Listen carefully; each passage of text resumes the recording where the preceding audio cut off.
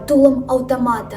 Іх вялі пад дулом аўтамата Мікалая, Веру, Лізавету. Помніць, як сягоння Вольга катаў, знішчыўшых сародзічаў са свету.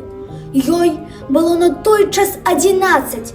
Помніць, як пыталіся: «Дзе тата? Гавары, пабег у стог хавацца, а не скажаш, пойдзеце за краты».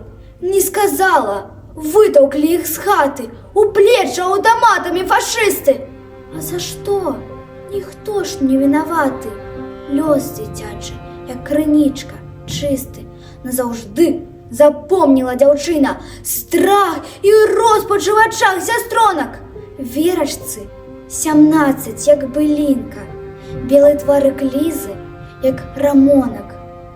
30 чалавек арыштавалі ў той дзень, як помства за машыну, што на днях за вёскаю зарвалі партызаны ў бойцы за айчыну. Арыштантаў у гумно сагналі 5 сямей, дарослых і іх дзетак, а пазней за вёскай расстралялі без суда, без следства і без сведак.